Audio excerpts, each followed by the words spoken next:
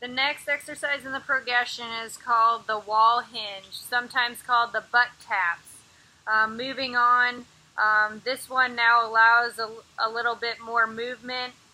We're going to use the wall. He should just take one short step away from the wall. It's performing the same exercise that we just did with the dowel, but now he's got the feedback coming from the wall. As soon as he hits the wall, that should let him know that he's ready to explode up through his glutes and stand up. He's going to do 5 of these.